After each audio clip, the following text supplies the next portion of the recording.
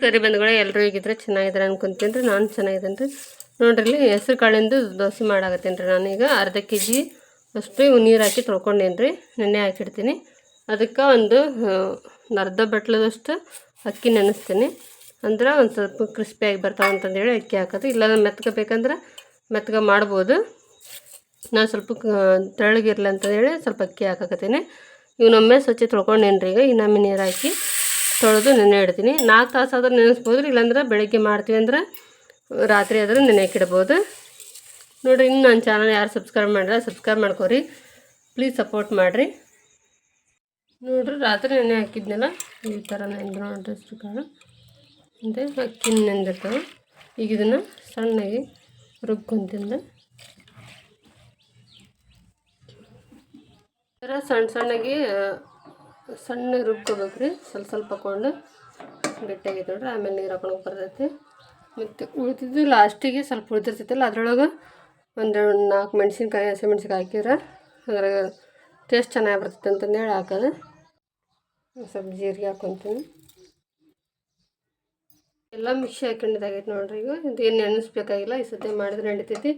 ಅಷ್ಟೊತ್ತನಾಗ ಚಟ್ನಿ ಮಾಡಿಕೊಂಡು ಮಾಡಕ್ಕೆ ಬರತ್ತೆ. ಕೊಬ್ಬರಿ ಒಂದು ಬಟ್ಲ ಕೊಬ್ಬರಿ ಹಾಕ್ಕೊಂಡೇನಿ ರೀ ನಾನು. ಚಟ್ನಿ ಮಾಡೋಕೆ 2 ಹಸಿಮೆಣ್ಸಿನ್ಕಾಯಿ, ಒಂದು ಸ್ವಲ್ಪ ಬೆಳ್ಳುಳ್ಳಿ, ಒಂದಿಷ್ಟು ಹಸಿ ಶೇಂಗಾ ಕಾಳು ಹಾಕ್ಕೊಂತು, ಸ್ವಲ್ಪ ಜೀರಿಗೆ ಹಾಕ್ಕೊಂಡು ಇದನ್ನು ಮಿಕ್ಸಿ ಮಾಡಿಕೊಂಡು ಒಗ್ಗರಣೆ ಕೊಡ್ತೀವಲ್ಲ ರೀ. ಹುರ್ಕೊಂಡು ಅದೇನು ಬೇಕಾಗಿಲ್ಲ. ಹಸಿವ ಸ್ವಲ್ಪ ನೀರು ಹಾಕ್ಕೊಂಡು ರುಬ್ಕೊತೀನಿ. ಈ ಥರ ಸಣ್ಣಗೆ ರುಬ್ಕೊಂಡು ಈಗ ಇದನ್ನ ಒಗ್ಗರಣೆ ಕೊಡ್ತೀನಿ ರೀ. ಒಂದು ಸಣ್ಣ ಕಡಾಯಿ ಇಟ್ಕೊಂಡೀನಿ. ಅದಕ್ಕೆ ಸ್ವಲ್ಪ ಎಣ್ಣೆ ಹಾಕ್ಕೊಂಡು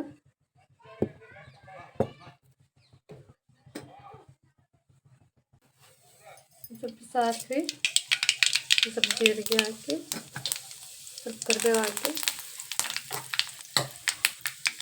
ಇದು ರುಬ್ಬಿಟ್ಕೊಂಡಿದ್ದು ನೀರು ಹಾಕಿ ಸೇರಿಸ್ತೀನಿ. ಹಸಿ ಹಾಕಿರ್ತೀವಲ್ರಿ ಈ ಥರ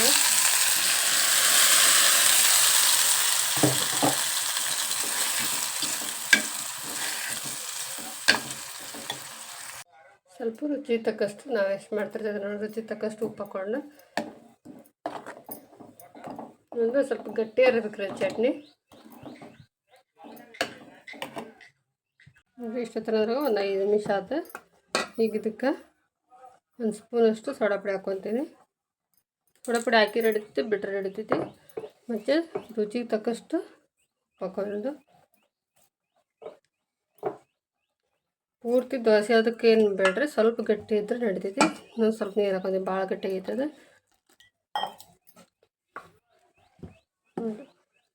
ಈಗ ಅದಕ್ಕೆ ಬಂದು ಸಾಕು ನೋಡಿರಿ. ದೋಸೆ ಹಂಚು ಕಾಯಕ್ಕಿಟ್ಟೀನಿ, ಕಾದೈತದ. ಈಗ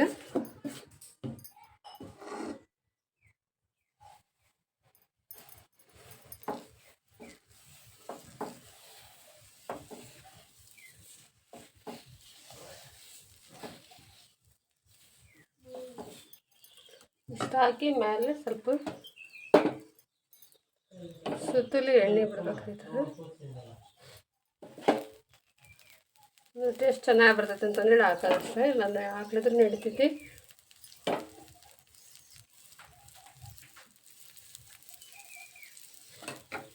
ಇದು ಜಾಸ್ತಿ ಟೈಮ್ ತೊಗೊಂಡೈತ್ರಿ ಬೇಯಕ್ಕೆ.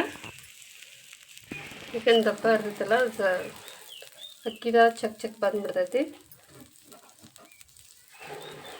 ಈ ಥರ ಬೆಂದಮೇಲೆ ಸುತ್ತೂರಿ ತಾನಾಗಿ ಕೆಂಪಾಗತ್ತೆ ನೋಡಿರಿ. ಈಸಿಯಾಗಿ ಇರ್ತೈತಿ. ನಾನು ಸ್ವಲ್ಪ ದಪ್ಪ ಹಾಕಿನಿ, ಇನ್ನೂ ತಿಳುವಾಗಿ ಹಾಕ್ಬೋದು.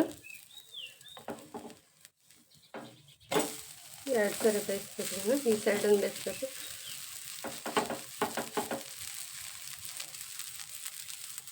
ನೋಡಿರಿ, ಈ ಸೈಡ ಬೆಂದೈತಿ. ಕ್ರಿಸ್ಪಿ ಬೇಕಂದ್ರೆ 2 ಸೈಡ ಬೇಯಿಸ್ಬೇಕು.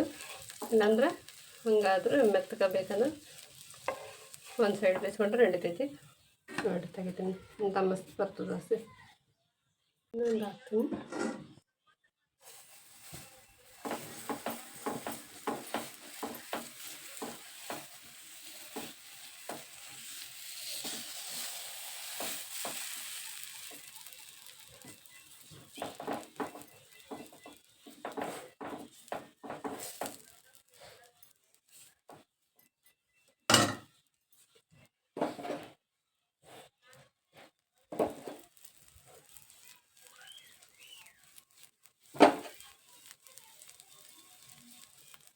ಎಷ್ಟು ಕ್ರಿಸ್ಪಿಯಾಗಿ ಬರುತ್ತೆ ನೋಡಿರಿ. ಸ್ವಲ್ಪ ಹೊತ್ತಾಗ್ಬಿಟ್ಟು ಭಾಳ ಟೈಮ್ ತೊಗೊಂತೈತ್ರಿ ಇದು.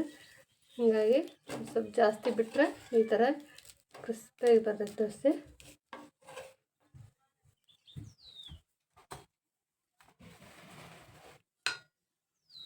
ನೋಡಿರಿ ದೋಸೆ ಚಟ್ನಿ ರೆಡಿ ಆಯ್ತು ನೋಡಿರಿ. ಎಂಥ ಕ್ರಿಸ್ಪಿಯಾಗಿ ನೋಡಿರಿ, ಹೊಟ್ಟೆ ತುಂಬತೈತೆ ಬೆಳಗ್ಗಿನ ನಾಷ್ಟಕ್ಕೆ. ಅದಕ್ಕೆ ಅಕ್ಕಿ ಹಿಟ್ಟಿಂದಾದ್ರೆ ಸ್ವಲ್ಪ ಹೊಟ್ಟೆ ನಿಬ್ರದಾಗುತ್ತೆ ನೋಡಿರಿ. ಭಾರಿ ನೋಡಿರಿ, 2 ಸೈಡ್ ಬೇಯಿಸಿರ್ತೀವಲ್ಲ, ಮೇಲೆ ಕ್ರಿಸ್ಪಿಯಾಗಿರ್ತೈತಿ. ಮುಂದೆ ಚಟ್ನಿ ಎತ್ಕೊಂಡು ತಿಂದ್ರೆ ಅಂತೂ ಮಕ್ಕಳು ಕಾಳು ಪಾಳು ತಿಂತಿರಂಗಿಲ್ಲ. ಈ ಥರ ದೋಸೆ ಮಾಡಿಕೊಟ್ರೆ ಅದ್ರೊಳಗೆ ಎಲ್ಲ ಪೌಷ್ಟಿಕಾಂಶ ಹೋಗಿರ್ತೈತಿ ನೋಡಿರಿ. ನಾ ಮಾಡಿದ ವಿಧಾನ ಇಷ್ಟ ಆತಂದ್ರೆ ಲೈಕ್ ಮಾಡಿರಿ, ಶೇರ್ ಮಾಡಿರಿ. ಹೊಸ್ದಾಗಿ ನೋಡ್ರಿ ನನ್ನ ಚಾನಲ್ ಸಬ್ಸ್ಕ್ರೈಬ್ ಮಾಡಿರಿ, ಪ್ಲೀಸ್ ಸಪೋರ್ಟ್ ಮಾಡಿರಿ. ನೋಡಿರಿ ಈ ಥರ ಹೆಸ್ರು ಕಾಳಿದ್ರೆ ಪಲ್ಯ ಮಾಡೋ ಬದಲು ಈ ಥರ ದೋಸೆ ಮಾಡಿ ನೋಡಿರಿ, ಭಾರಿ ಸೂಪರ್ ಇರ್ತೈತಿ. ಧನ್ಯವಾದ.